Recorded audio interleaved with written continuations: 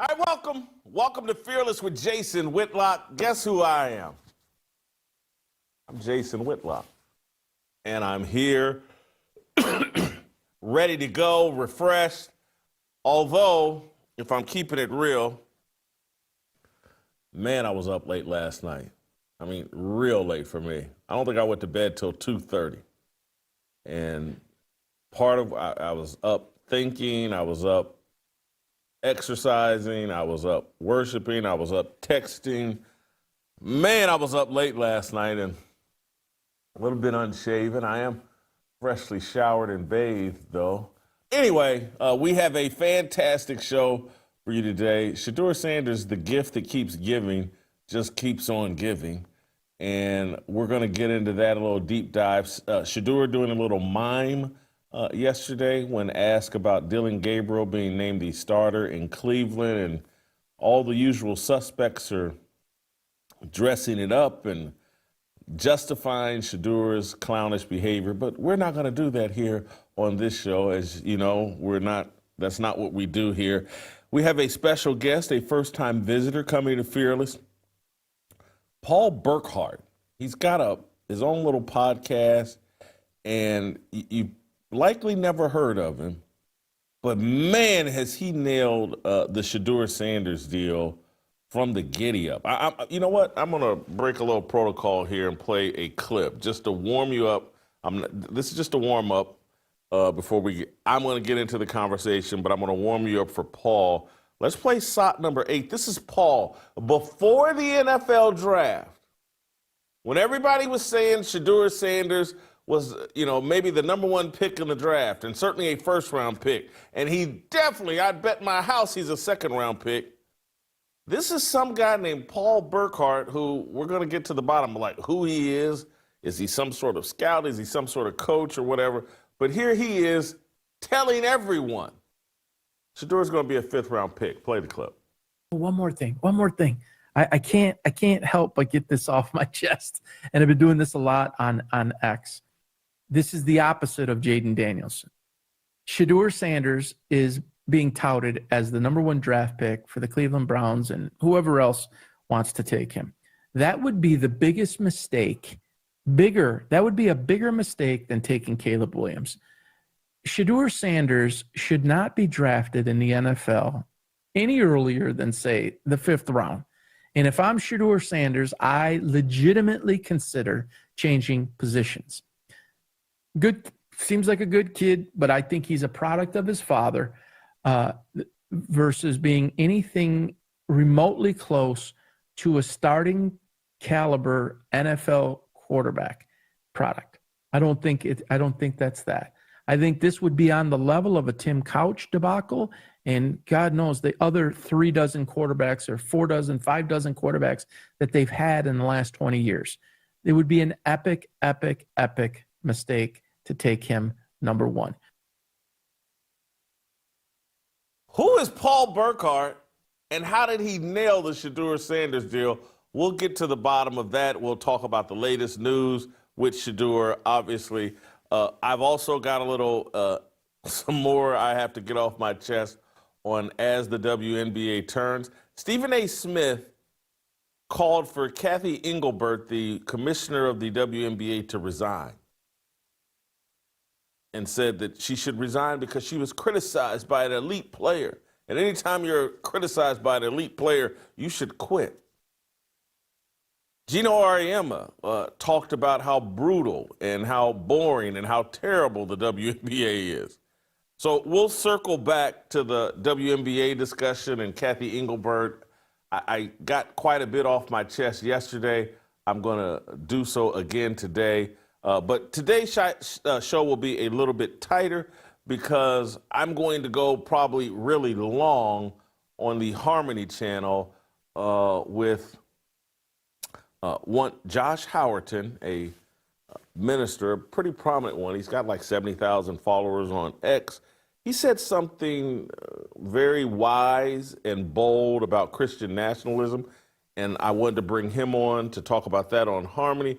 And then I'm going to piggyback off of that, what he says about Christian nationalism, and talk to you about the dream and the vision and the thing that I'm committed to. I'm going to connect his comments about Christian nationalism to what I want to do at the halftime of the Super Bowl. And so I'm going to unpack all that on the Harmony channel, and I'll probably get a little emotional because, I mean, I'm told you I was up late last night, and part of it, I said I was on my Stairmaster. True. I said I was exchanging text messages, talking about the Super Bowl. True. I said that did I say I was listening to music? I was listening to a lot of Elevation Worship, a lot of Maverick City, a lot of Ian Wilson, a lot of spiritual music, and I felt like I had a religious experience, a spiritual experience last night, and we'll talk about it on the Harmony channel. And that's all related to my plans for the Super Bowl. No chance of me watching the Super Bowl, big chance of me trying to do everything in my power to make the NFL regret making Bad Bunny the halftime entertainment. And I'm committed to that. Want to share those ideas with you, elicit some feedback from you all. But we'll do it on the Harmony channel, and that should start today around 11:15, 11:20ish. So let me get to today's show, and let me remind you all, if you're listening over Apple, the number one thing I need you to do is hit that 5-star rating. It helps us fight the algorithm. It helps us grow the channel. Please do that. And we have to start with a big thank you to Relief Factor for making today's show a possibility. Love my partnership with Relief Factor. It's a product that I can vouch for personally because it's a part of my daily routine. It's a part of my, listen, I'm not exaggerating. I bet you last night I had to do 250 flights of stairs on my Stairmaster. And that's a lot. For those of you that do Stairmaster, you know that's a lot. And it's probably around 3,000 steps. Because I was breaking it up. I'd do 20 minutes, and then I would get off and lay on my massage table, and then I'd get up and do 20 more minutes. But anyway, I'm telling you, I had to do 250 flights of stairs last night. And part of the reason I can do it is because of Relief Factor. I've got more pain relief. I have less inflammation, and it's helping my workouts. It's helping me sustain my workouts, do them more consistently. Is today Thursday? Yeah, I think I'm on like a 5-day run of just tremendous workouts on my Stairmaster. I'm always on my Stairmaster, but the workouts aren't always tremendous. They've been tremendous for the last 5 days, and part of that, big part of that, is Relief Factor. It's a 100% drug-free daily supplement that fights inflammation. Inflammation is the source of those aches and pains that are compromising your life. You don't have to put up with it. Relief Factor is more than likely a solution for you, or will help you with your pain and inflammation. 70% of the people that try the 3-week quick start, they start experiencing the benefits and re-up and get more Relief Factor because it doesn't take long for a Relief Factor to take effect. And generally speaking, within that 3-week period, you'll find out if you're one of the people that can benefit from Relief Factor like I have, like my buddy Jeffrey Steele has. There's 2 ways to get Relief Factor. 1-800-4-RELIEF. That's 1-800-4-RELIEF. Or visit relieffactor.com. All right, let's get into today's show. Let's start with just warming you up or getting you up to date. The Cleveland Browns yesterday named Dillon Gabriel. I think he's a 3rd-round pick in the draft, a quarterback from Oregon. He's a little short, midget quarterback. I'm not big on short midget quarterbacks, but they drafted him. He's going to start. He's replacing Joe Flacco. Joe Flacco has not dropped to number 3. He's dropped to number 2. Shedeur has stayed in that 3rd position. And, you know, as we talked about yesterday, Shedeur is some sort of phenomenon that has great significance. He's, you know, in my opinion, he's a troll, and people love anything that trolls what they believe are white guys. White guys don't like Deion, so let's troll them with Deion's son, and let's pretend like he's the second coming of John Elway and Warren Moon wrapped in the same package. Well, Shedeur has been taking criticism for the way he's been conducting himself with the media, and so when Dillon Gabriel was named the starter and reporters asked Shedeur about it, here's how Shedeur responded. third quarterback.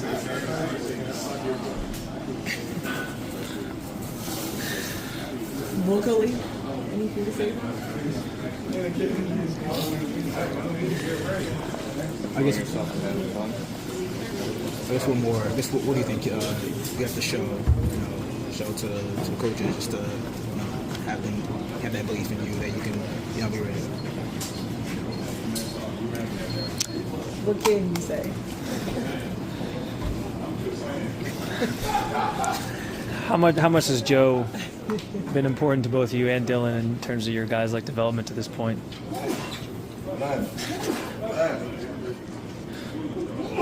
Y'all might as well. So that is Shedeur Sanders doing a mime. That is Shedeur Sanders moving his lips without saying anything. He's mocking the media and he's pretending that, oh, I'm such a victim. Anything I say can and will be used against me in the court of law, so let me say nothing. Instead of standing in front of the media and the handful of reporters that ask him a question and just saying, hey, I think Dillon's getting a great opportunity. It's a reminder to stay ready because you never know when your number will get called. It's my job to prepare the defense and to prepare Dillon and Joe Flacco for Sunday's game, and I just got to concentrate on doing my job, and at some point, maybe I'll get my opportunity. Shedeur Sanders says that, there's no controversy. Shedeur Sanders does what he does, and it's the clown show, it's the circus, it's more Shedeur trolling his alleged critics. It's Shedeur nailing himself to a cross and letting all of his worshipers and Dion groupies all say, Shedeur, he can't do anything right. Rex Ryan told him to shut up, and now that he does shut up, they criticize him for that. He gets criticized when he talks. He gets criticized when he doesn't talk. This is what a bunch of ignoramuses are saying about Shedeur Sanders, a bunch of racial idolaters. Some of them I would love to name by name, but I don't want to because clearly they're just looking for attention. But the illogic of, oh, this was so difficult for Shedeur to offer words of support for one of his teammates, even if he doesn't really mean it. But you play the role of being a good teammate. And you know I take everything biblical. I take everything biblical, and this is what you got to put up with. I'm trying to educate you. But when you're a Christian, what you do is you deny yourself. And this is where my criticism of Deion Sanders, because he puts that big cross on and he pretends to be a Christian. But when you're a Christian, you deny yourself. And so what you understand is that your desires are inappropriate. And so you choose obedience and you actually do things you don't want to do. This is message. This is big picture stuff I'm breaking down for you right now. This is very simple. When you hear people saying, you just got to be yourself. You just got to do you. They don't know it, but they're arguing something. They're giving you advice that is antithetical to Jesus Christ and Christianity. We're not here to just be ourselves. You have to be authentically you. That is not what we're here to do. We're here to submit and surrender and be obedient. And so when a football team, a football coach, a team is trying to tell you, hey, look, man, don't do what's in your best interest. Do what's in the best interest of the team. It's a biblical principle. But because the world has convinced you, you don't need a Bible, you don't need a God, you're your own God, the world preaches to you, don't deny yourself. Jason, you love Wendy's triple cheeseburgers. don't deny yourself. God wants me to avoid gluttony. Deny yourself what you want. Let me make it just for the idiots in the back, that I was one of the idiots in the back, so you could understand. You know, I've given you the food example. Jason, man, you really like, let's keep it all the way real. Hey, Jason, you got a weakness for whores. And God is saying, deny yourself. That's not what's for you. That's not what's best for you. Get married, get in a monogamous relationship. I know you like sex. Do that. That's the advice he's telling us. Deny yourself and your desires and submit. Move into an obedient relationship with God. Shedeur Sanders has no idea of this because his father has not properly discipled him, because his father is an idiot. Very talented, used to be a very talented one. And you can get away with being an idiot when you can run a 4.240. But these concepts are very simple. And when you hear people that, and this is why Jesus said on the cross, "For God to forgive them, for they know not what they do." Because that's most of us. We know not what we do. We run around and think, hey, let me spend all day pleasuring myself and doing whatever I want to do. That's freedom. That's authentic. That's what the world is all about. And I can do all that and still call myself a Christian. That's most of us. And then people like me that used to be this sort of retarded that come up out of that retardation and then start trying to tell you all, look, man, I used to be retarded like you. Don't do it. We get hated. Uncle Tom, you coon. You're just a hater. You hate Dion. You hate Shedeur. You're always against black people. Well, I'll say this. If black people spend all of their life and all of their energy and time trying to be their authentic self, if they, I got to be the blackest person, I want to be unapologetically black. That's someone who's doing something antithetical to Jesus Christ, and I'm going to call it out. And if a certain demographic seems to make that their entire identity, I'm going to call it out and criticize it and call it the demonic behavior that it is. Because it is. And they need the scales to come up off their eyes. Shedeur needs the scales to come up off his eyes, and his defenders that keep trying to talk him into this need the scales to come up off of their eyes. Let me play, here's Dillon Gabriel. I want to play this clip because the Shedeur groupies are all, look at Dillon Gabriel. He's sneak dissing Shedeur Sanders with his comments about perfect timing. He's trolling Shedeur. Oh, Shedeur, put him on the cross. This is terrible. What's happened to him? Play shot number 2. I think it's funny because, you know, I got a text from a good buddy of mine, and he sent me a picture of a fire station, you know, and like, it's kind of like, why are you sending that, you know? But when he sends it, you know, he just lists the obvious, right? Like, doors are open, garage doors are open, like, things are ready to go, and like, they're just waiting on that phone call to like respond surgically. And like, just what a great representation of like the job I had and being ready for that moment. And I think, you know, I smile because it's like a moment you prep for and you are extremely excited for, but also got to realize that it's extreme focus, and that's what I've continued to harp on. But you wait for the perfect time, you know, you're gonna wait a whole lifetime. So for me, I've always been ready for every moment. You wait for the perfect time, and you'll be waiting a lifetime, or whatever he said, a long time. I can't remember. I don't know. I'm old, and I didn't sleep last night. So the Shedeur groupies, have been tweeting out and posting. That's a sneak diss. Haven't you seen the Nike commercial or the Nike meme, the Nike post? Shedeur with his wrist up, showing his watch and perfect timing. That's what Dillon Gabriel is referring to. It's a sneak diss. And this is why Shedeur has to troll everybody. And this is why Shedeur gets to be a bad teammate, because Dillon Gabriel's a bad teammate.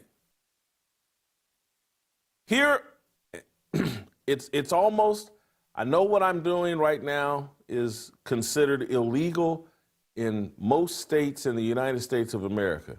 I'm trying to give a young black man sound advice. And that's been illegalized in America. It's a no-no. You get called racist for giving black men good advice. We want them as minstrel characters. We want them miming in the locker room. We want them to be bad teammates. We want them doing everything to pleasure themselves. 10 baby mamas. Go for it, guys. Never heard of a condom. Can't spell condom. Certainly would need, 20 assistants to put on a condom. An instruction manual, YouTube videos on how to use a condom. They can't do that. Can't give them those instructions. But I digress. I want to play you two minstrel clowns, and I'm sorry. I've laid off Shannon for quite a while. I tend to like Ocho Cinco, but Ocho Cinco is a clown. And here's Ocho Cinco and Shannon Sharp, two guys that had, Shannon had a Hall of Fame career. Ocho Cinco had a lot of success in the NFL. They're both now in their 40s. Their job is to pass along wisdom to young people. But because there are 30 pieces of silver to anybody that gives black men bad advice, Ocho Cinco and Shannon Sharp fell in line. Play the clip. How much has Joe been important to both you and Dillon in terms of your guys' development to this point?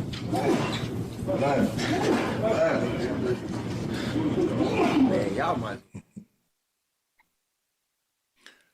Ocho, do you like the way Shedeur handled this press conference? Absolutely. Absolutely. Because whatever he says, they're going to twist his words. If you say nothing, there's really, on any other team, there are 31 there are 31 other teams. Do any of those media members talk to the third string quarterback? No.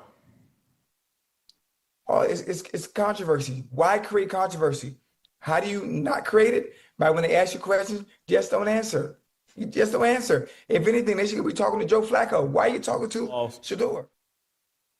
Can we hit pause on, I want to hit pause on.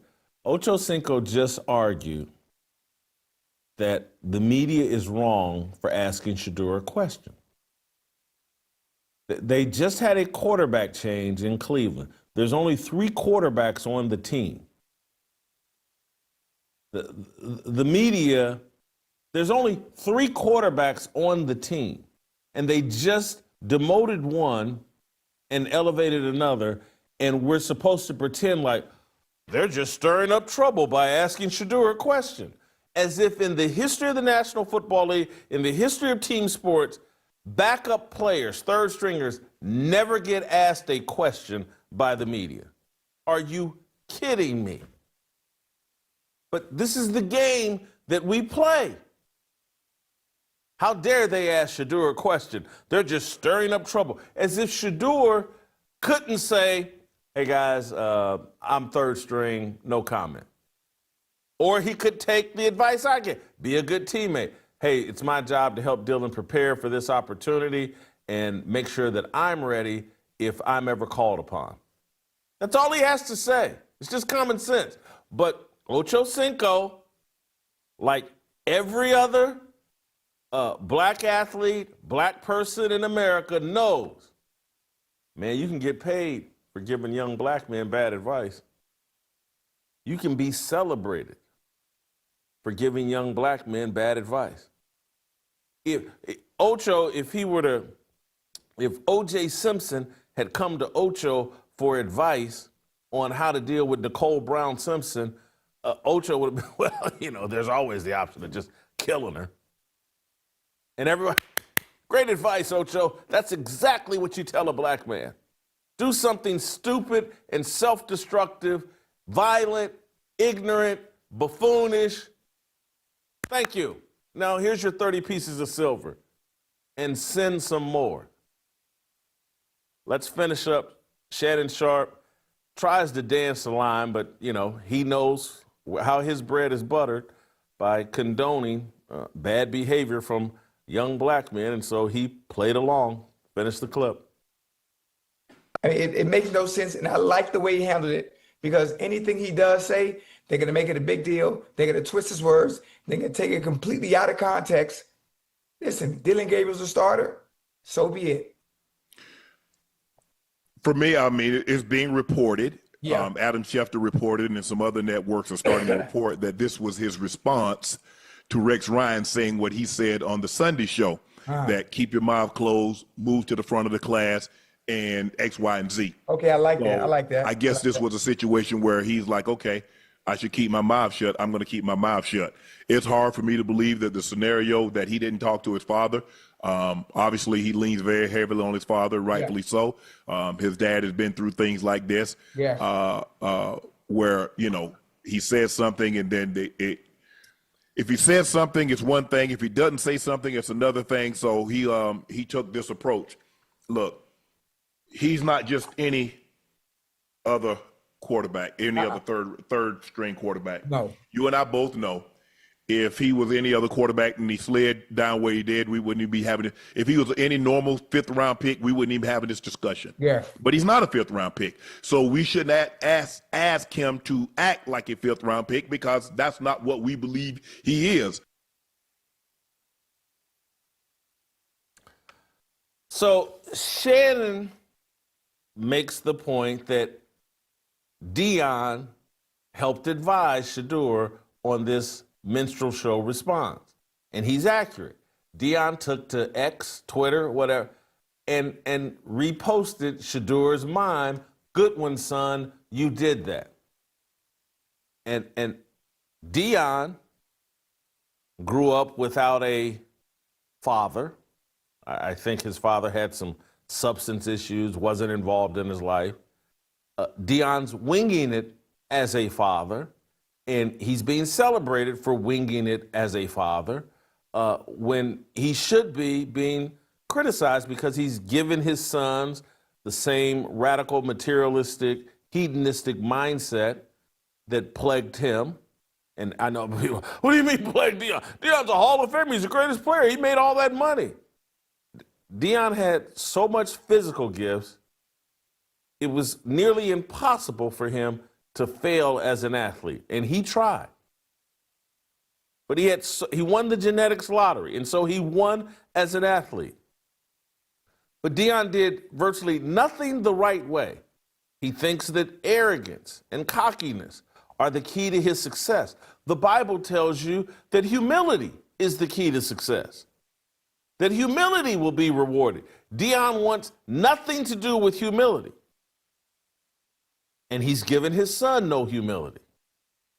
And he's championing his son as his son makes a buffoon of himself. And you wonder why this kid went in the 5th round? This is the behavior that he exhibited in the pre-draft process that made everybody say, nah, I'm good. Except for the Cleveland Browns. And I believe, and I know that many people disagree with me, but I believe it's the black general manager, what's his name, Andrew Berry. I think he did this. Everybody wants to blame Jimmy Haslam, and I'm open to that possibility that the owner did it, because at this point, a well-run organization would cut Shedeur Sanders. And so maybe it is the owner, because Andrew Berry, anybody involved with this decision-making should move on from Shedeur Sanders. He's made your organization a clown show. Joe Flacco just fell off a cliff and showed his age, as most people thought he would. And Shedeur's 3rd string. That's a testament to how little work he's put in and how unprepared he is that he's still third string at this point. It's not a product of racism. It's not a product of hatred of Deion Sanders. It's a product of hatred and a lack of belief in the behavior that Deion has discipled his son in. Guy doesn't have the right mentality to be a starting quarterback in the NFL.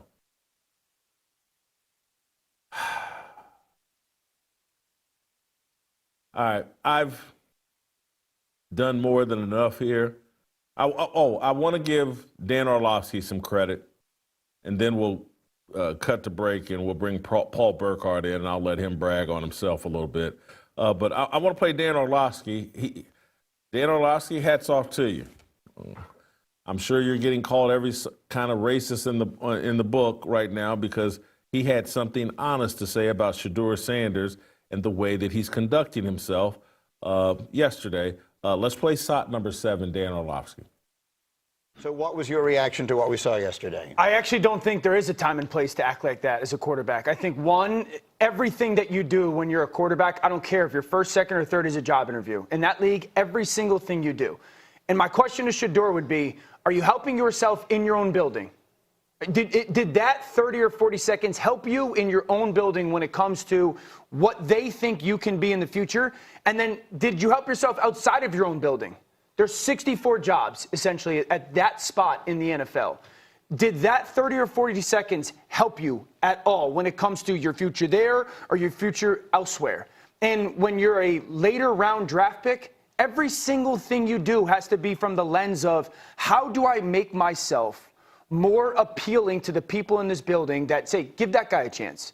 Or more appealing to do you think an owner or a general manager or a president or somebody making decisions is watching that going, I want that guy leading my franchise? Yeah.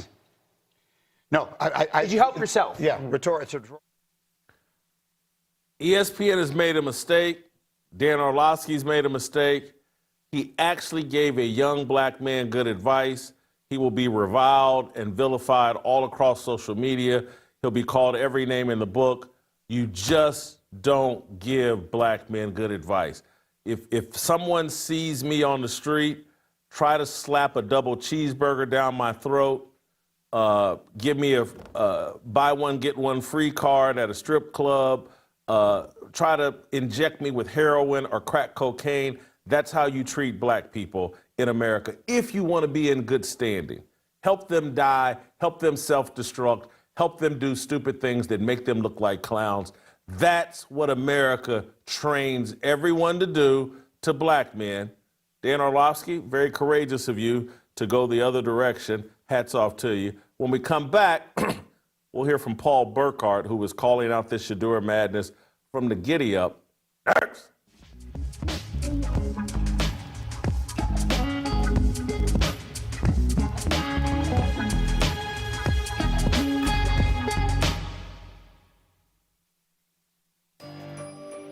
Jason, our entire video that we captured, which we captured from the moment that we sat down at the table till the moment that we had to actually pack the camera because we were being escorted, was 38 minutes. So just understand that we had 2 conversations that lasted 5 minutes each, and then the tape rolled for another 28 minutes after that, at 5 minutes of us prepping and whatnot. We were on college campus grounds for probably 40 minutes before we ended up having to pretty much have full security escort us off there into safety. And again, for our safety, I just want to stress this enough that we verbally asked, are we being kicked off? And the officer said, no, we're just not sure where you're supposed to be. And if you're even supposed to be here, let us, investigate, or they basically said, let me call my supervisor, and then gave us a phone number to reach the administration, which again goes straight to voicemail. So that's why.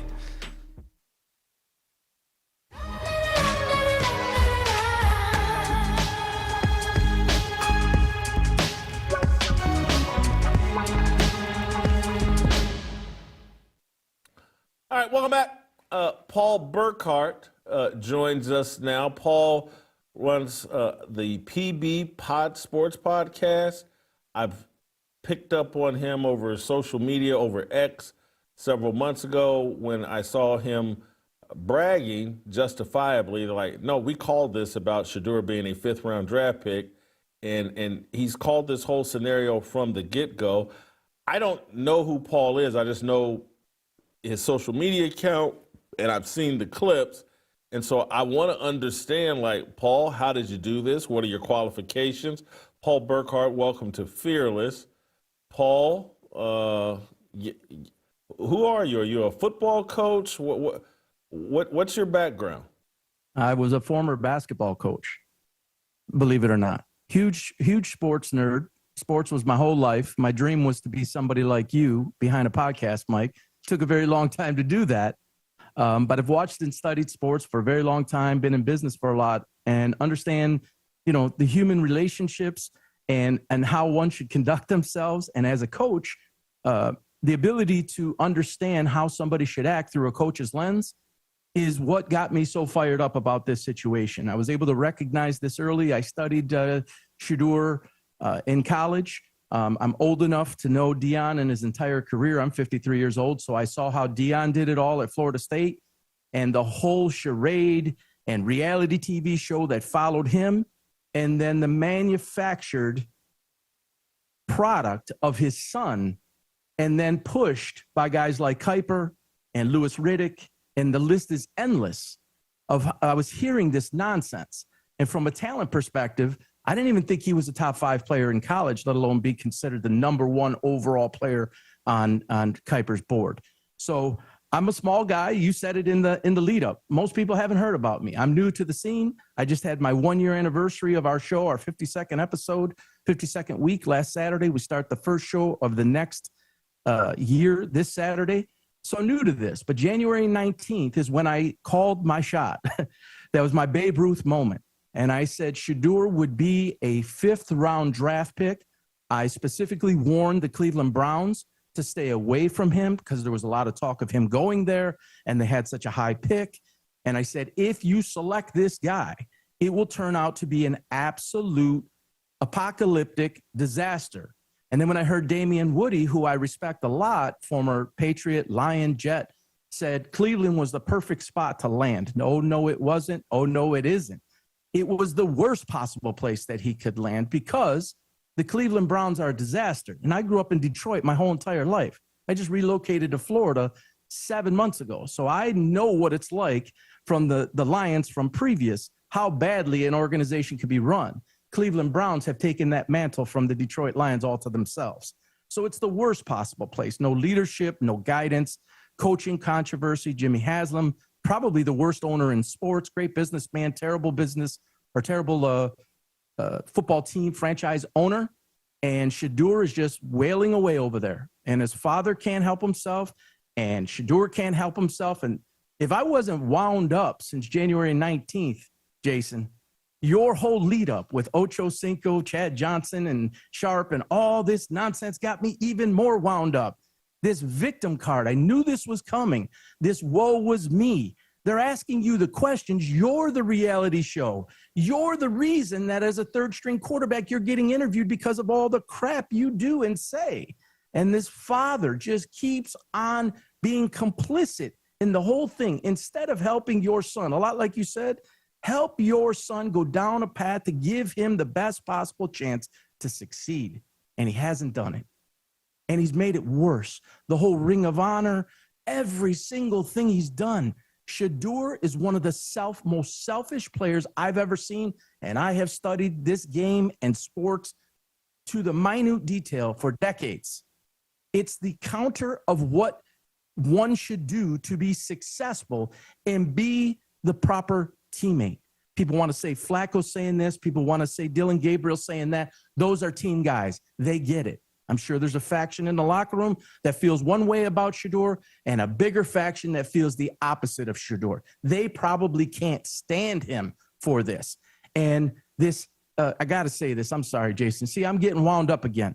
Shannon says he wasn't a 5th-round draft pick. Just like Bill Parcells said, you are what your record says you are. You are a 5th-round pick. and you were passed over by 32 teams 5 times. And in my opinion, and I'm on record saying this, and Adam Schefter, props and credit to him because this is where I got tipped off to it. Mark Trestman is the quarterback coach for the Cleveland Browns. Mark Trestman and Deion Sanders were teammates in San Francisco. Adam Schefter pointed out that Trestman said to Deion in a conversation, I'll make sure to take care of him. See, this whole thing is convoluted, and I think a favor was done for Deion. If you let him slide out of the draft completely, let me rephrase that. It wasn't a slide. This is where he was supposed to be picked. This is a flyer, an absolute flyer. And I said it in the video, it's a flyer at your own peril. If you want to take on all the baggage and all the luggage, do it at your own peril. NFL is about winning this nonsense, and I'm getting called every racial comment you can imagine. I had to go to my wife before I went out on this limb and said, if I do this, they're coming at me with everything they got because I'm a white man. I've been called a snow roach. I never heard of the word snow roach in my life. So I have stayed on my side of the fence, and I have called what it is and what I saw and what is right in front of everybody. And good job, Dan Orlovsky, for saying it and taking that risk like you said. And I got lots of respect for Dan. We don't always agree, but a lot of times we do. Spot on. Absolutely spot on. So yes, I'm a small guy. I lived in Detroit first 19 years of my life. Now I'm in Florida, and I can't take this. I literally can't take this. Whoa. Hold for 1 second, Paul. You've now confused. You lived in Detroit the first 19 years of your life. You moved to Florida 7 months ago. Are you 20 years old? You said you were 53 years old. Let me clarify. You left. First 19 years of my life, I lived in the city of Detroit. Then I moved to the suburb in Michigan. Okay? My father passed away when I was 19. And then I moved can hear the to a city. suburb. I can hear the Detroit in your voice. You know, oh, really? If we took you off camera, I'd be like, is this dude black or white? I can hear a little of Detroit in your voice. Walk me through just briefly, because I want to get back to you ranting, just your coaching career. What you coached at the high school level? What? And what's your connection to football? Just being a fan and watching? Did you do any coaching in football? Help me out a little bit. Coaching in basketball was middle school, high school, and AAU. Unfortunately, I won 7 championships as a coach. My co-host, Luke, played for me, and 26, and I'm 53. He has joined my show. So, no, I've never coached football. I didn't even play football.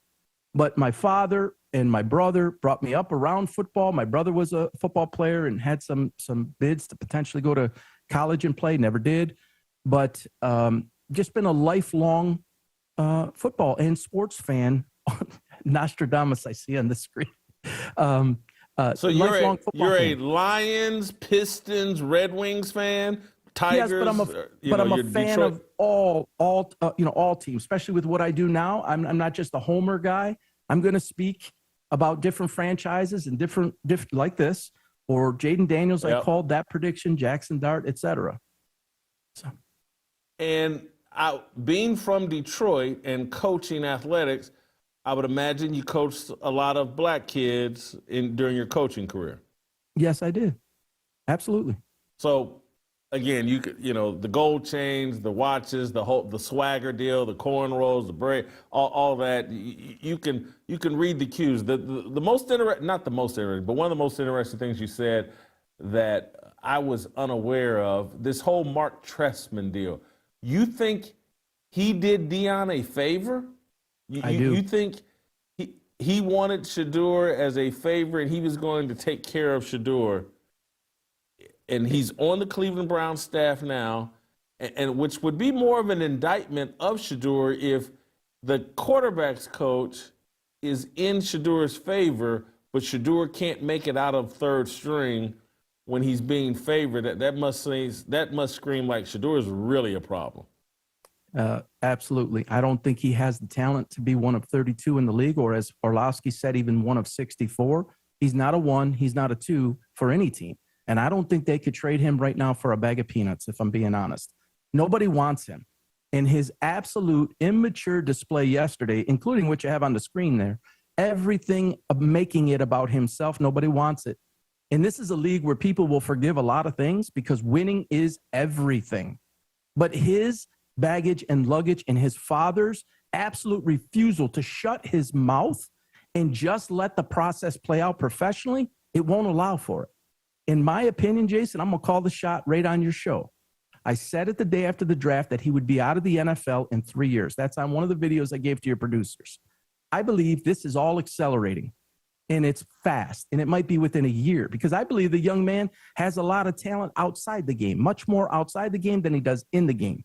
He's a reality show. He's a brand builder. He is, an influencer. He's got plenty of money. This isn't like the 80s and 70s. I was born in 72. These guys fought for everything they got.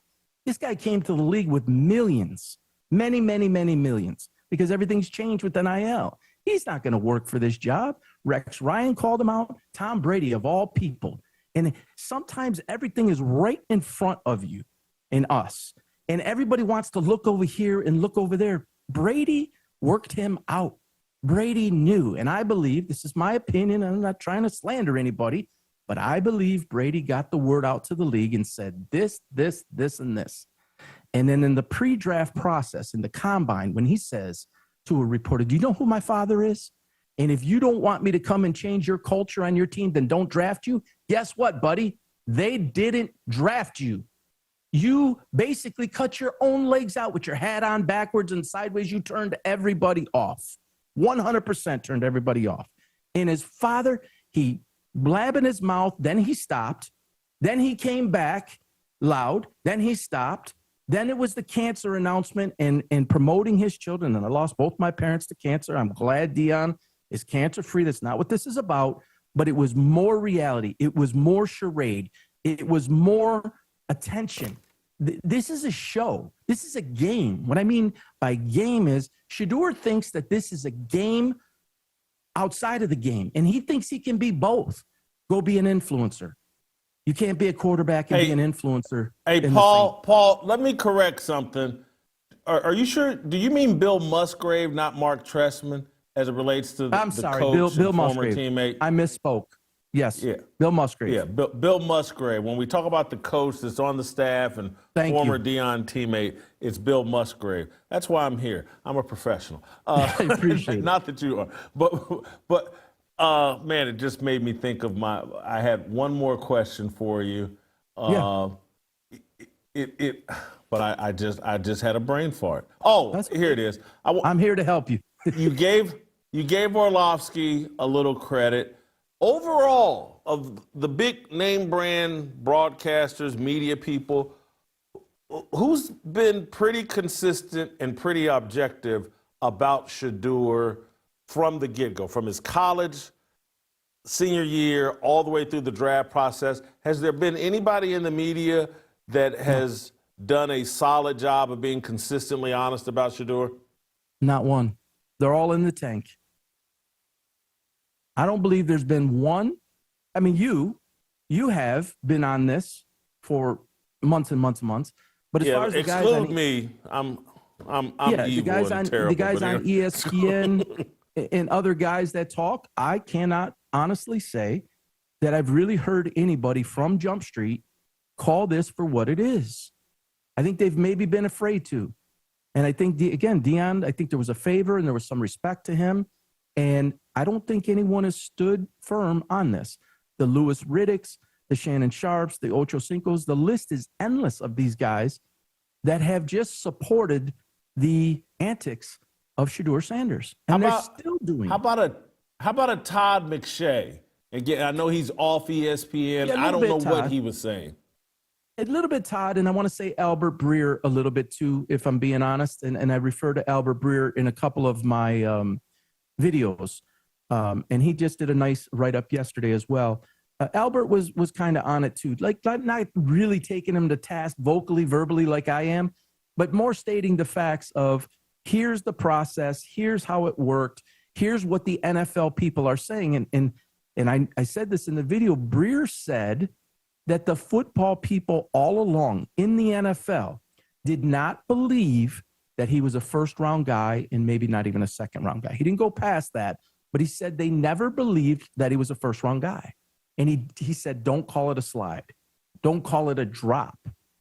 So the media got a hold of it. The draft guys at the table, Mel Kiper, oh, he's sliding. It was never a slide. They didn't believe in it. Like, this is the NFL. 15, 16, 17 teams need a quarterback, right? 5 times over. That preseason game where he did everything that he did at Colorado, held the ball too long, ran around, took bad sacks, missed some wide open, easy throws. This was all evident at Colorado. It was all masked. They had I think 4 or 5 receivers off that team made an NFL roster or were in NFL camp. He had a lot of talent, and Deion ran an offense and forced the coordinator to do everything that catered to Shedeur. And then the other thing, and this is where Shedeur is really struggling, and this is what bothers me about, let's say, take a Ryan Clark, who came into the NFL undrafted and had to earn absolutely everything he got in the NFL. You come in the league undrafted, you got to cross every I, dot every T, dot every I, cross every T. You got to do it all right. Here's Shedeur Sanders. Anybody with a brain is like, man, his daddy's been his coach since Pee Wee football. He's never once in his life been number 2 on the depth chart and had to prove that he was better than the number 1 guy. He's never had to compete. And when we're looking at what Rex Ryan is pointing out and what the behavior, he comes off like a guy that expects to be handed things. He doesn't know how to compete. He doesn't know how to be a good teammate because he's never had to compete. He's never had to be a good teammate. Deion has ensured that, and that was very predictable. You look at it was funny, they were comparing him to Tom Brady. Tom Brady went to Michigan and had to compete his rear end off, lost some of those competitions.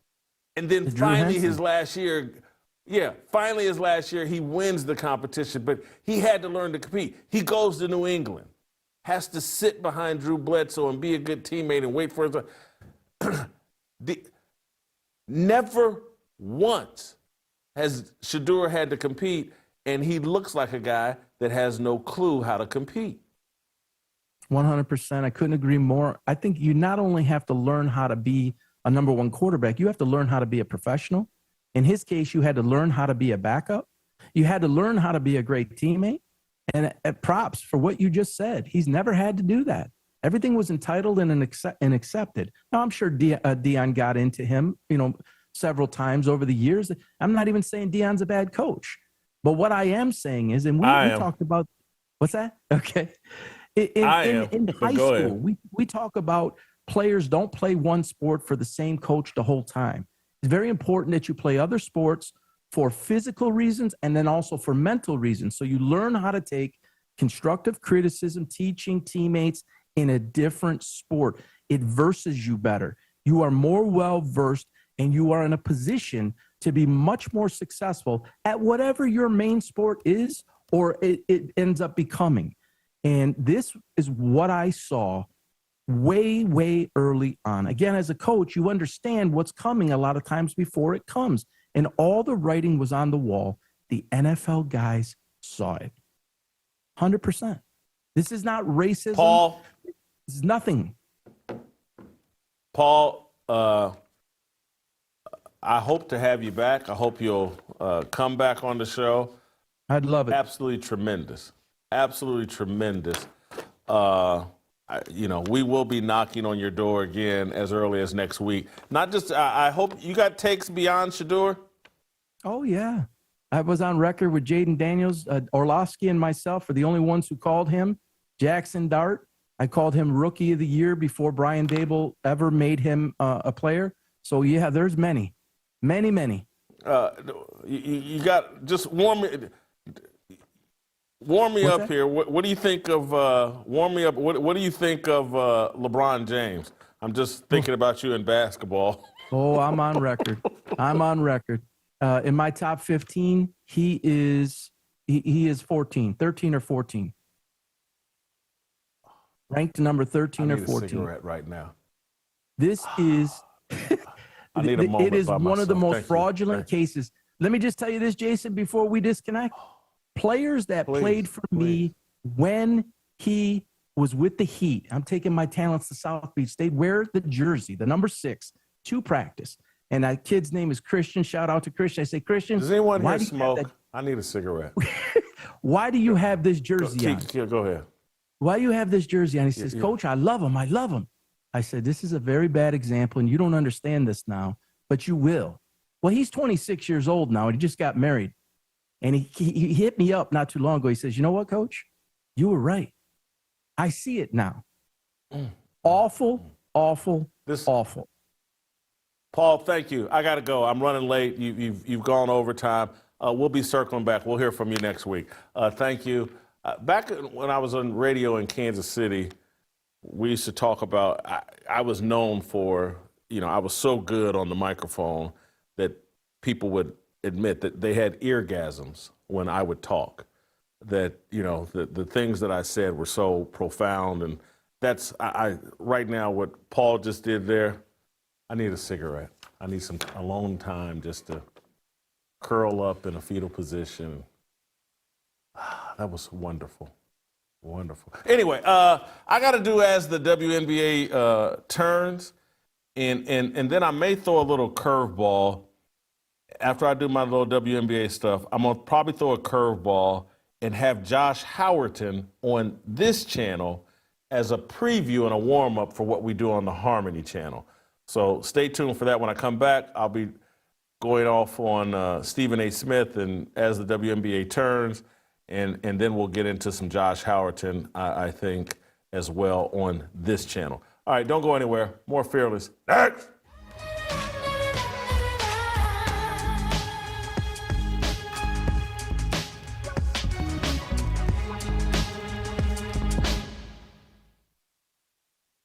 And then, I met a couple of guys like, don't do that, don't do that. They talked me out of it and talked me into playing in the bars, which was an amazing idea.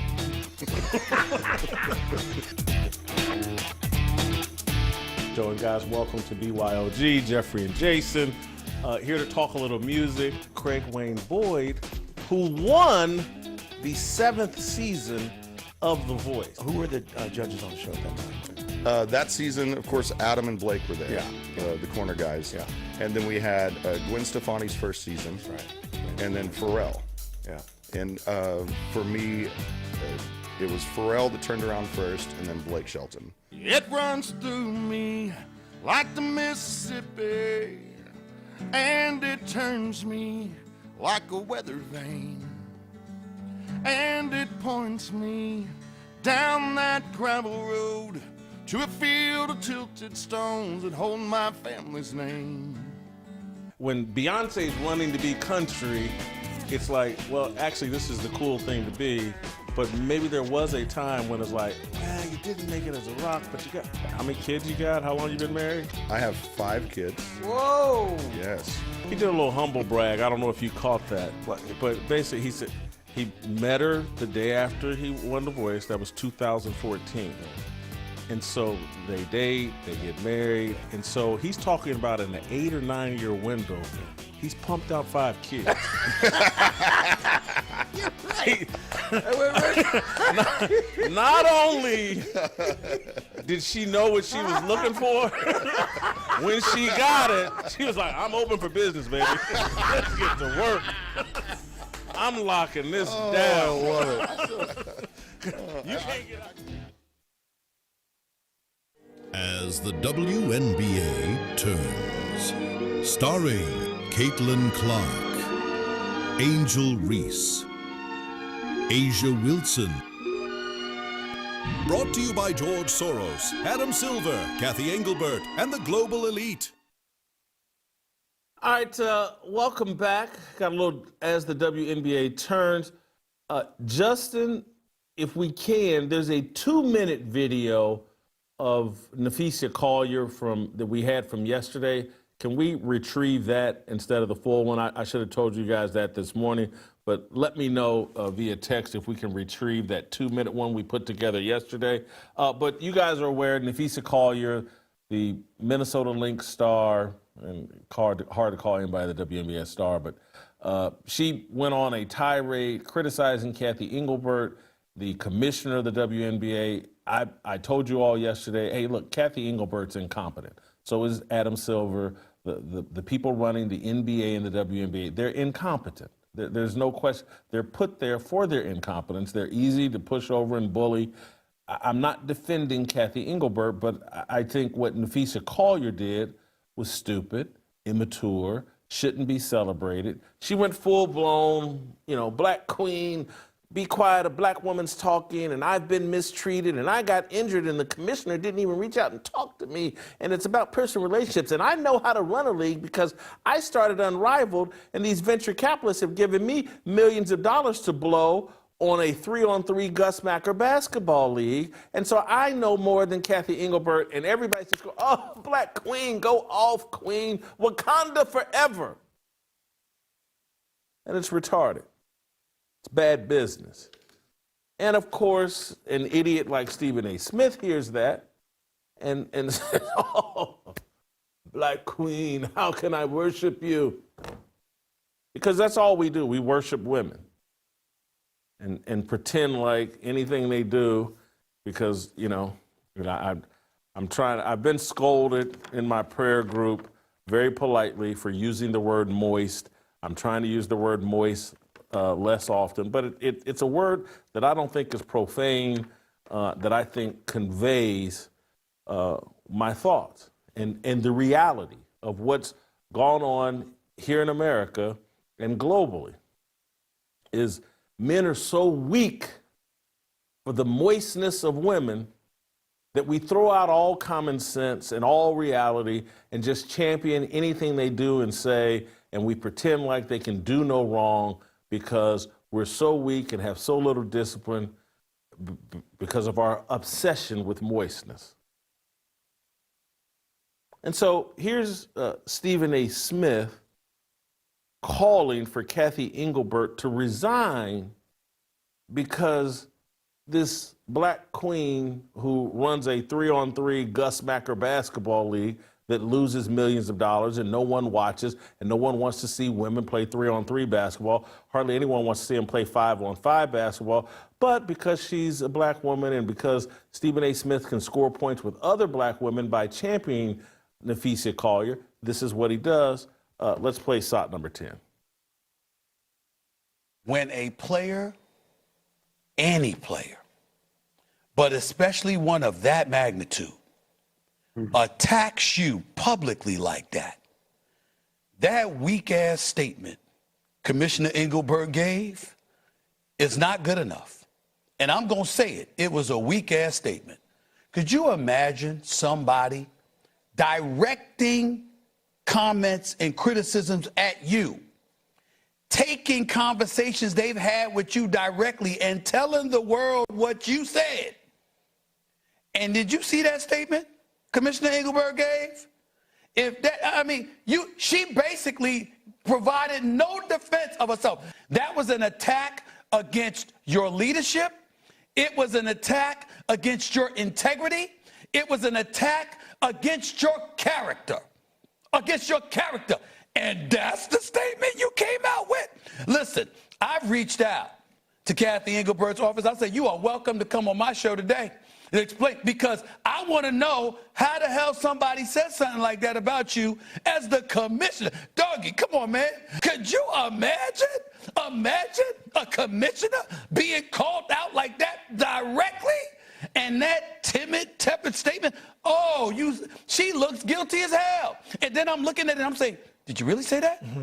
Did you really say that Caitlin Clark should think of Heavenly Stars, that she wouldn't be worth anything if she wasn't playing in the WNBA? Did you really say? See, all of these things that Nafisa Collier brought up, I'm sitting back going like this. Girl, you got my ears perked. I'm listening, because she got very, very specific. And for her to come, the commissioner to come back with that, you can't have her at the negotiating table talking to players. Basically, Nafisa Collier says she's in the way of our growth and our development as a league, not just on the player side, but on the league side. She's not good for basketball. At the end of the day, you have a star player in the league saying the commissioner, this individual, is in the way of all of us. And that was her statement. I believe she should hand in her resignation. Let me count the many idiocies expressed in that. And that was the response?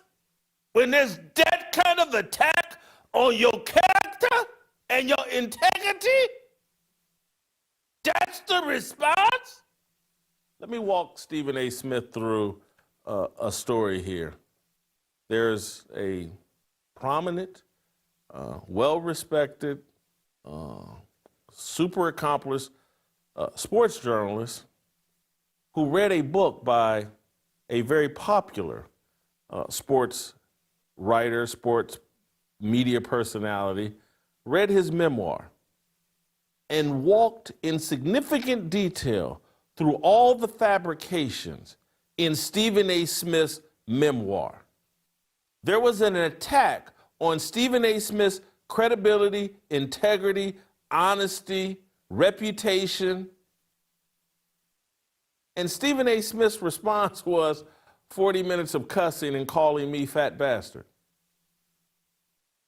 There was a serious attack and questioning of Stephen A. Smith's narrative that he provided about himself.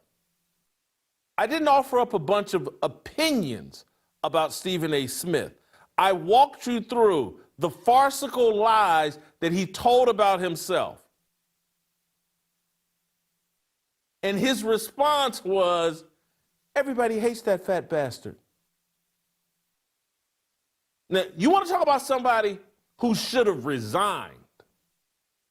When they've been out here, man, I hit 17 straight three-pointers, and Big House Gaines gave me a scholarship on the spot.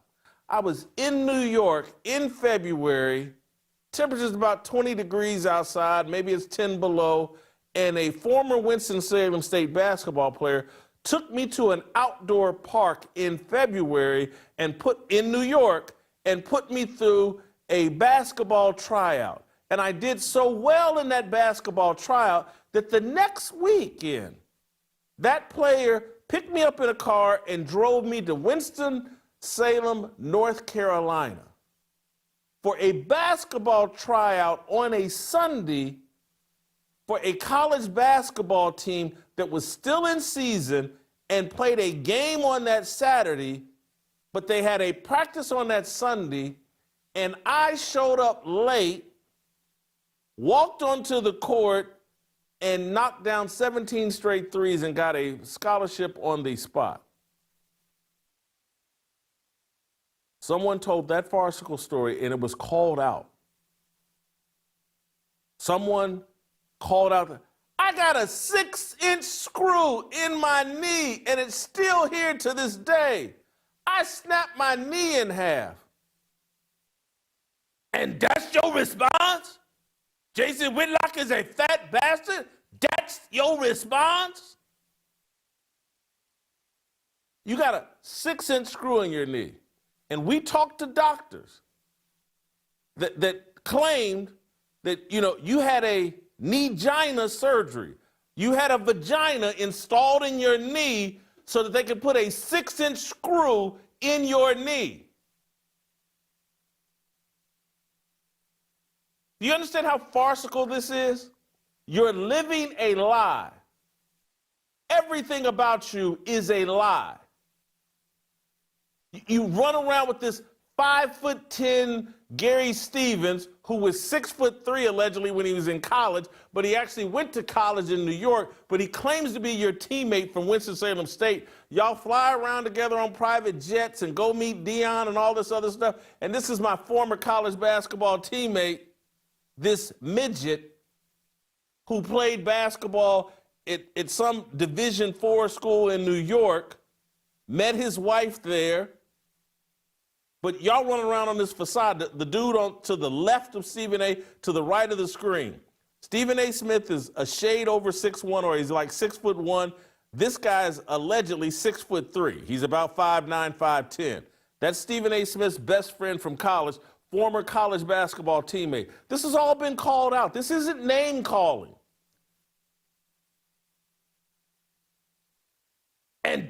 response. And you want Cathy Engelbert to resign because Nafisa Collier, I want to refresh you all's memory with some of what Nafisa Collier had to say about Cathy Engelbert, and I'll clean up some of this. Play the clip. So first of all, I'd like to congratulate the Mercury for advancing to the finals. And I want to be clear, this conversation is not about winning or losing. It's about something much bigger. The real threat to our league isn't money, it isn't ratings, or even missed calls, or even physical play. It's the lack of accountability from the league office. Since I've been in the league, you've heard the constant concerns about officiating, and it has now reached levels of inconsistency that plague our sport and undermine the integrity in which it operates. Whether the league cares about the health of the players is one thing, but to also not care about the product we put on the floor is truly self-sabotage. Year after year, the only thing that remains consistent is the lack of accountability from our leaders. Sorry, I had to walk here in my boot. I'm kind of out of breath. The league has a buzzword that they've rolled out as talking points for the CBA as to why they can't pay the players what we're worth. That word is sustainability. But what's truly unsustainable is keeping a good product on the floor while allowing officials to lose control of games. Fans see it every night. Coaches, both winning and losing, point it out every night in pregame and postgame media. Yet leadership just issues fines and looks the other way. They ignore the issues that everyone inside the game is begging to be fixed. That is negligence. At Unrivaled this past February, I sat across from Cathy and asked how she planned to address the officiating issues in our league. Her response was, well, only the losers complain about the refs. I also asked how she planned to fix the fact that players like Caitlin, Angel, and Paige, who are clearly driving massive revenue for the league, are making so little for their first 4 years. Her response was, Caitlin should be grateful she makes $16 million off the court, because without the platform that the WNBA gives her, she wouldn't make anything. And in that same conversation, she told me players should be on their knees thanking their lucky stars for the media rights deal that I got them. That's a mentality driving our league from the top. And so when you're a simp, when you despite all the gang members that looked out for Stephen A. Smith and said, no, Stephen A. is not to be touched. And despite Stephen A.'s little shtick that he's some street guy, this man has no street sense. He has no idea when a woman is exaggerating and lying and misrepresenting. Here, I have no interest in defending Cathy Engelbert. She's an idiot. Nafisa Collier, not any smarter than Cathy Engelbert. Perhaps a bit more devious or just as devious, because anybody with a brain knows here's how that conversation likely went with Cathy Engelbert. And any journalist should know. You just don't take note. Hey, a woman gets up or any source gets up and just says, hey, this is what happens. A journalist goes, really? That don't make sense. What Cathy Engelbert probably said was, hey, yes, I get that Caitlin Clark has brought a lot of attention to the WNBA. I get it.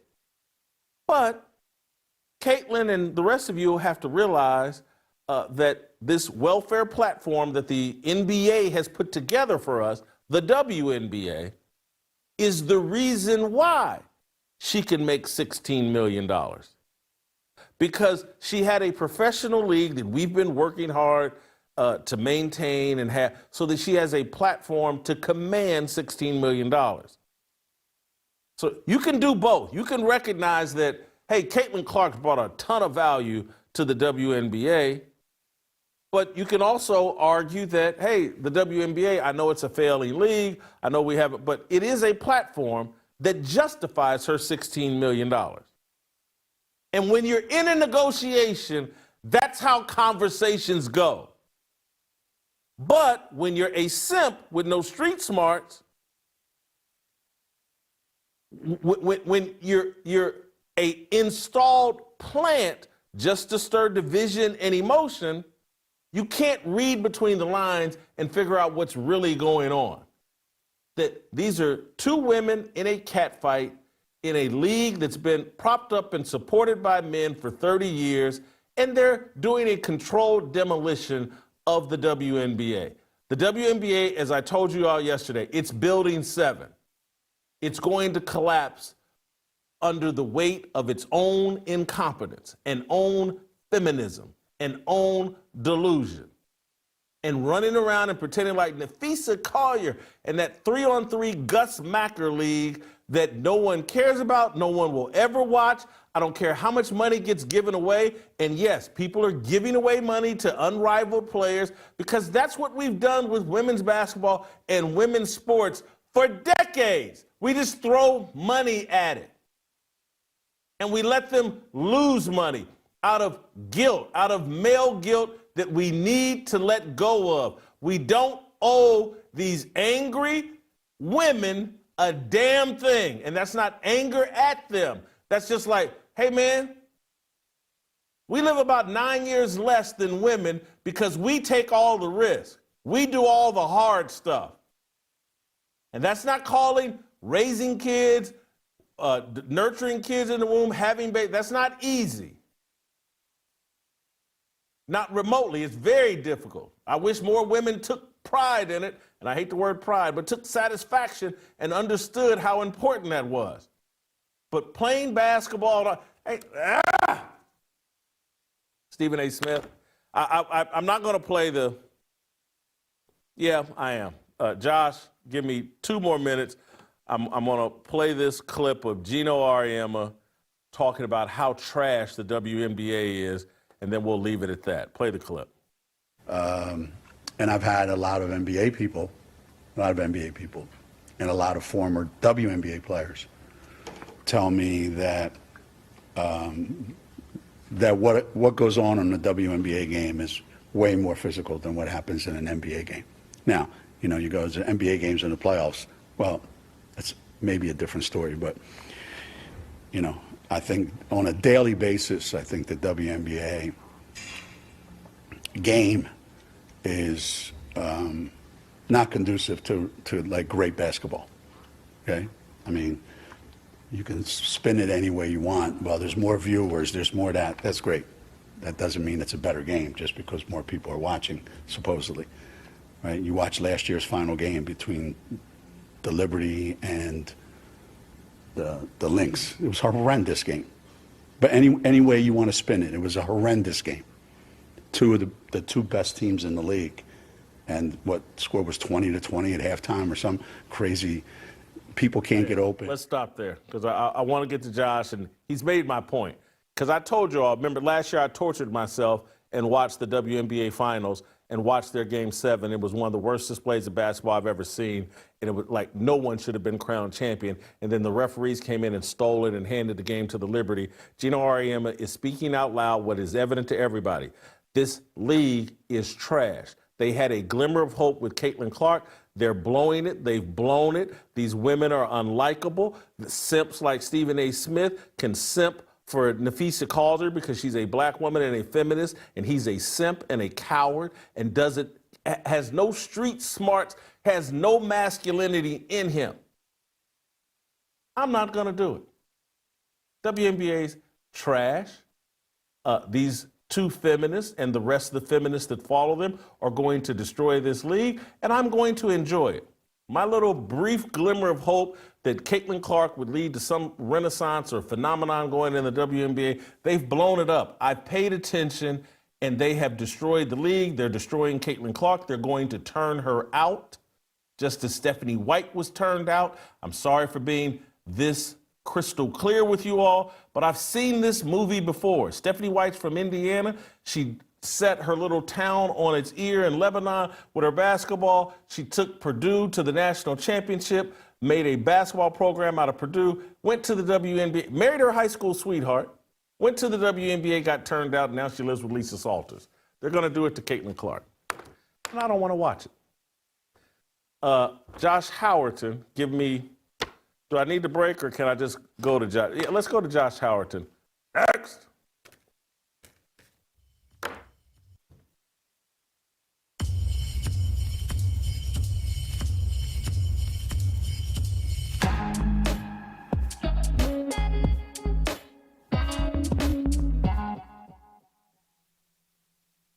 control the television networks that brainwash and program your kids and you.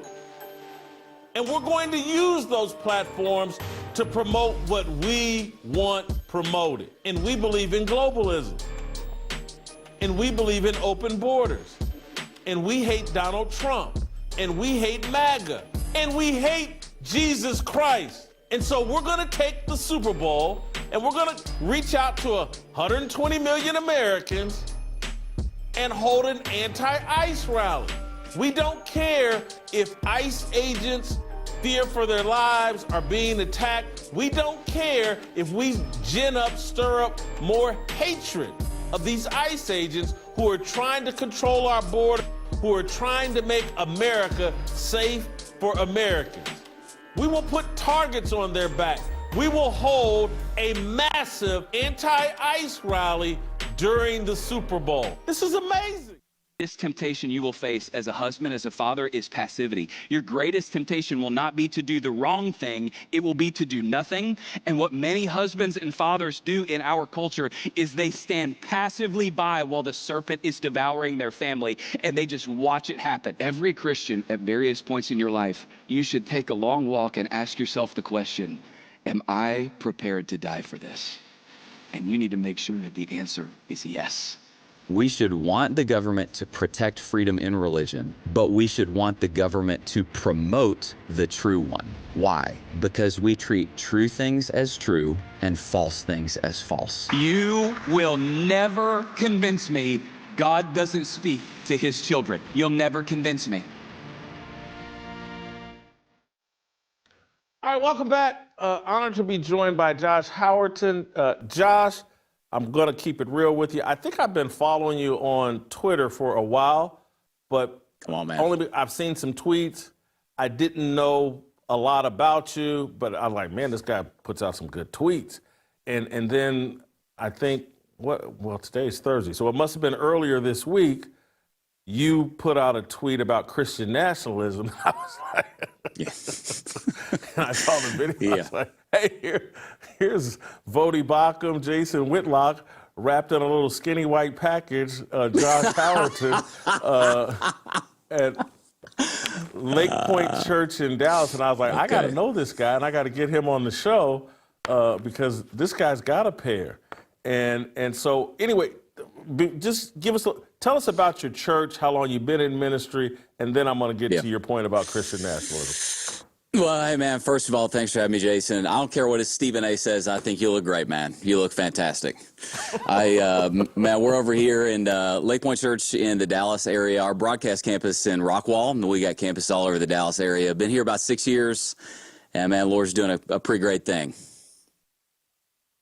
Well, thank you for making the time. And so I'm going to let you re-unpack what you said about Christian nationalism. I think you were jumping off of Hillary Clinton and explaining how they're putting us on the defensive for wanting our values to be reflected in the political sphere.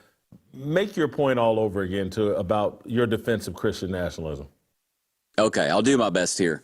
So I did a little debate team in high school, and the concept in debate is always whoever controls the terms wins the argument. So what Christian nationalism is a fun little magic trick that they'll play.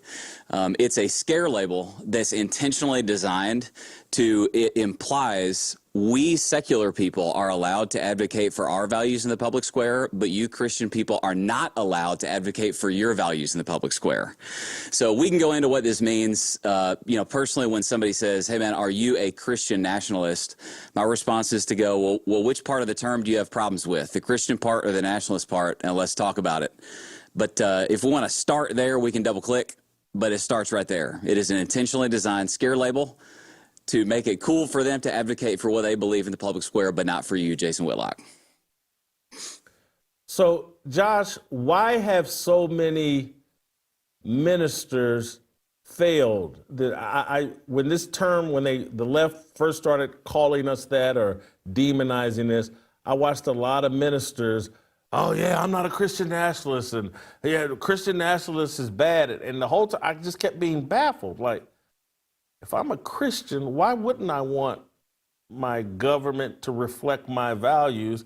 Why is this evil? Why have so many pastors run away from that title term? So that's a great question. So I come from, for listeners who understand this world, I come from the seeker-sensitive megachurch. That's kind of like the world that I grew up in. And honestly, I had a positive experience growing up around that team. I think there's two things, man. I think number one, you have some people. Hold for 1 second, Josh. Josh, I'm sorry. Explain that seeker deal that you said you come from, and unpack that a little bit. So that's great, man. So the seeker-sensitive church growth movement, which, by the way, again, I grew up in it, had a positive experience. God saved me in the middle of that thing. And what it really is it's like, hey, man, we want to reach lost people. Like, in fact, before we talk about Christian nationalism, I just want to say, hey, man, you can't build a good house with rotten timber. So let me just quickly say this. It doesn't matter what recipe we have for United States governance. If we don't have a nation filled with good men and women and godly families, it won't matter what the blueprint is that we have. So let me just say that. So number one, what the seeker-sensitive movement does is it's kind of loaded into the label, is it is sensitive to the seeker out of an effort, people who are quote-unquote seeking for God, out of an effort to reach people for Christ. Well, I think like that actually, that played itself into what has made it difficult for some pastors to get their head around the Christian nationalism accusation and kind of the moment. I think you got two things, Jason, and bro, you can stop me whenever because I can roll on this for a second. Go ahead and roll. All right, I'll roll and you tell me when to stop, man.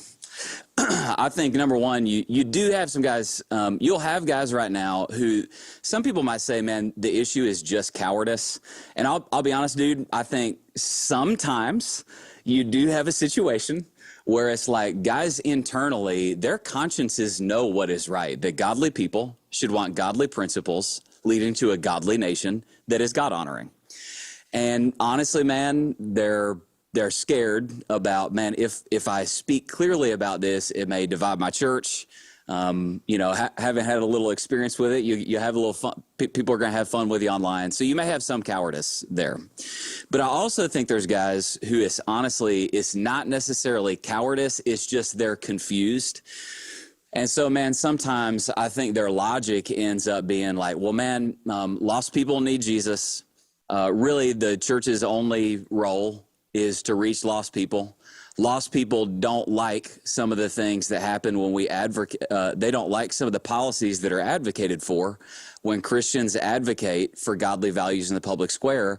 Well, we don't want to tick off lost people, so we just won't talk about it. So I think you kind of got those two things. I'll throw in one third category.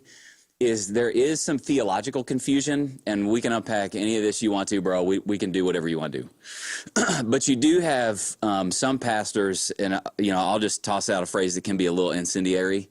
You do have woke and soft woke pastors that really what they'll do is they'll manipulate some biblical statements to, I think, manipulate pastors to stay out of governmental applications of faith. So, for instance, you'll have guys go, well, man, Jesus said, render unto Caesar what's Caesar's and render unto God what's God's. So, man, just let Caesar and the government do their thing. That's not our job. Our job is just hey, we're Team Jesus. We just focus on that. Or you'll have guys go, they'll point to, man, Jesus said, my kingdom is not of this world.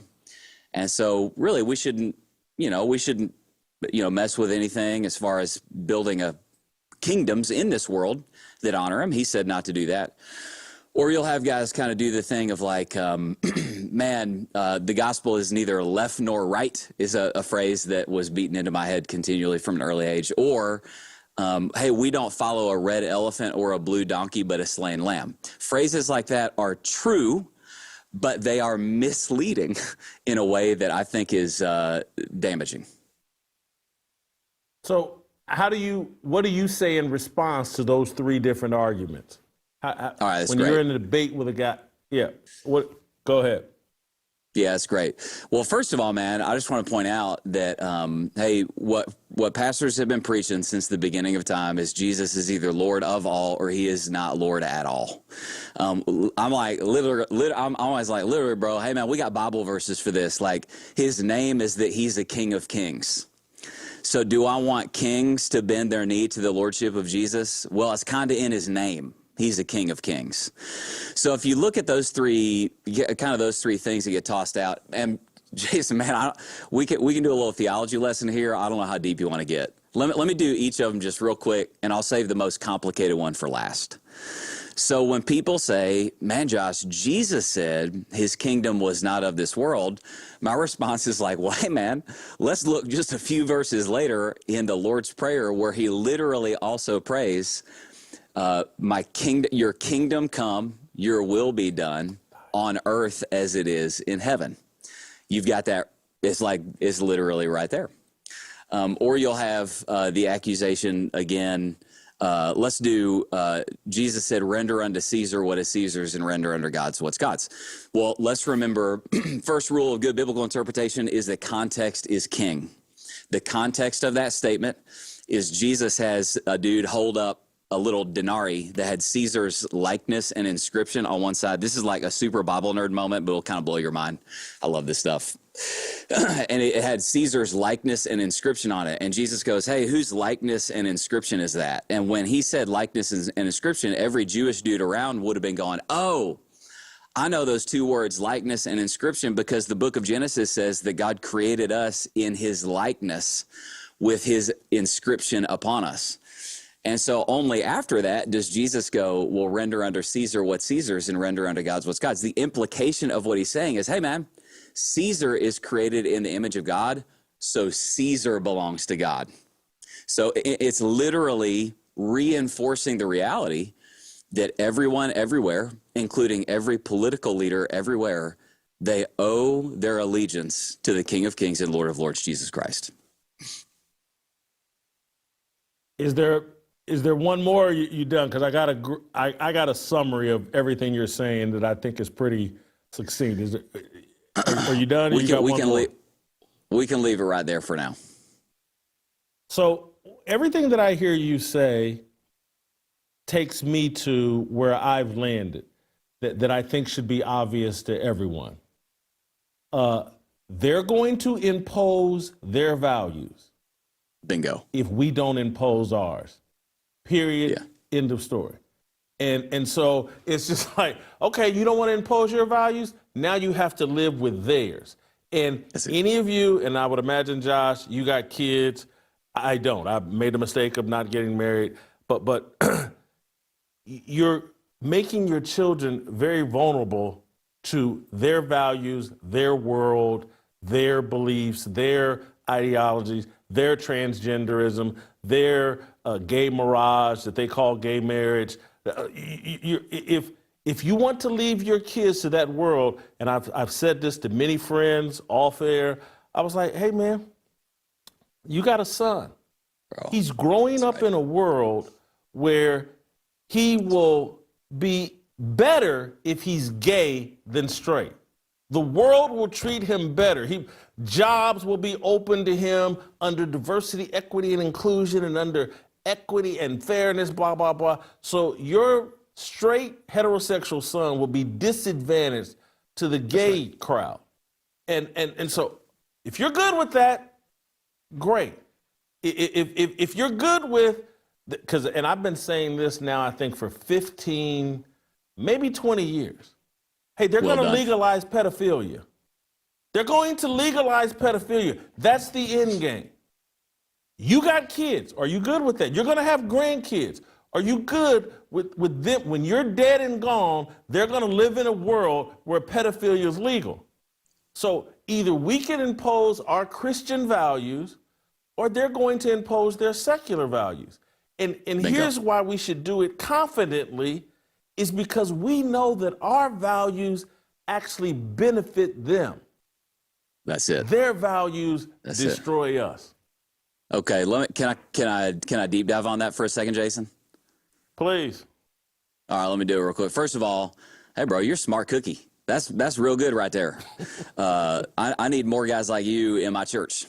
All right, so let me say a few quick things. So the objection that you, Jason Whitlock, you're going to receive it for the next 4 years. I'm just going to make a prediction, bro.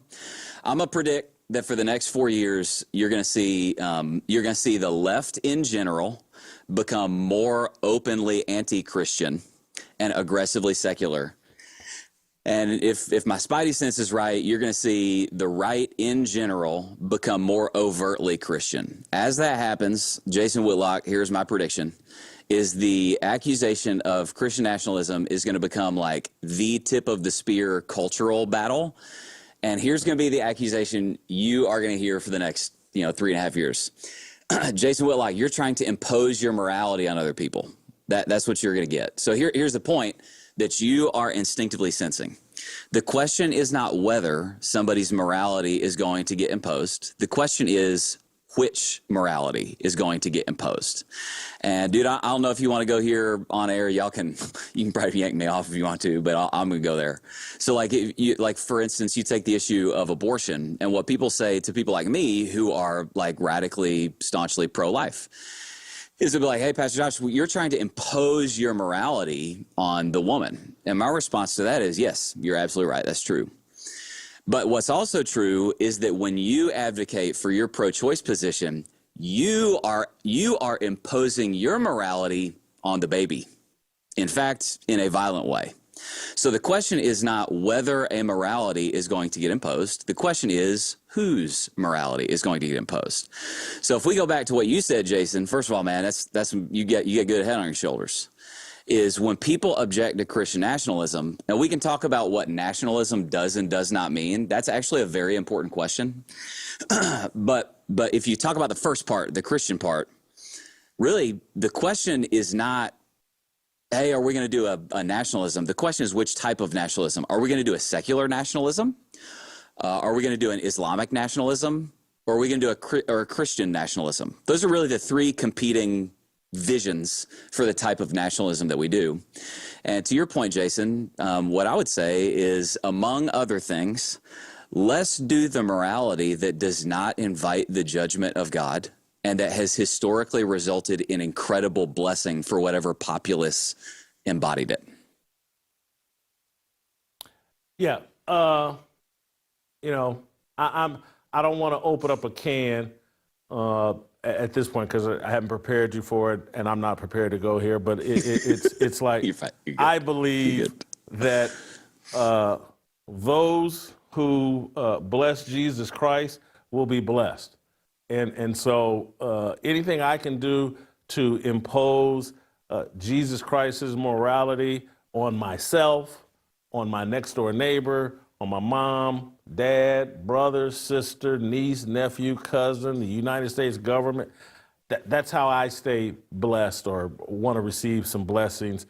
Josh, let me ask you this, and because this is a little bit off the beaten path. It's a lighter question. Are you into sports at all? You look like a former athlete. Yes, sir.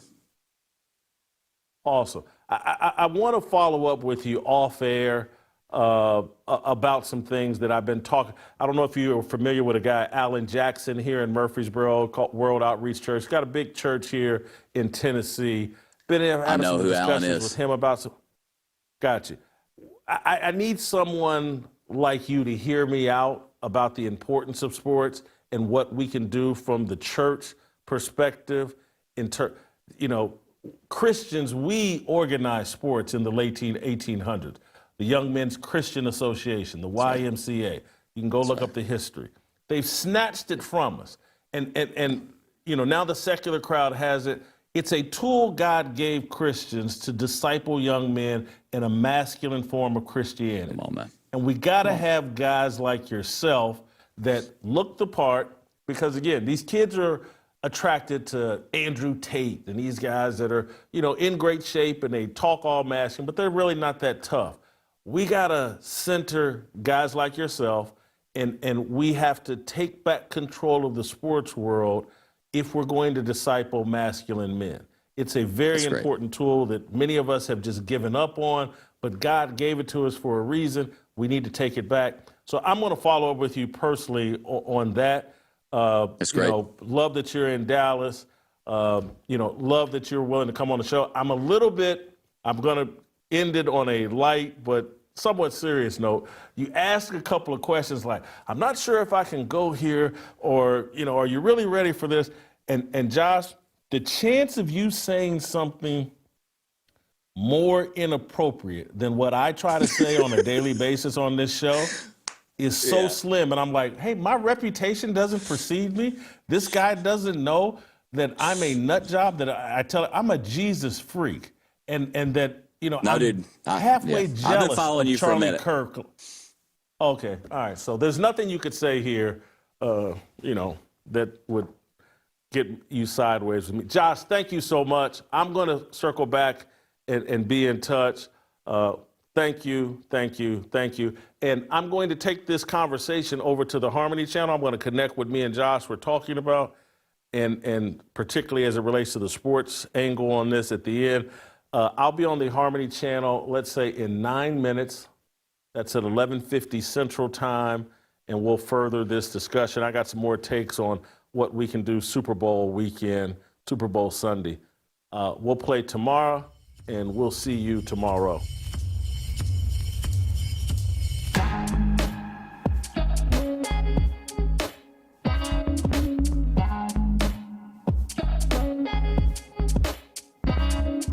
Waiting for the countdown, coming off the breakdown, standing in line for freedom. Looking for a breakout, feeling like a standoff, nothing in life like freedom. Came like a fighter, striking like a ladder, making all these moves for freedom. I want freedom. No negotiation, my sister, no relation. We all just wanna have freedom. Sitting on a corner, never been alone. I'm breaking my back for freedom. Blessed, we are living, get back. We are receiving, all deceiving. We all wanna be free. We want freedom.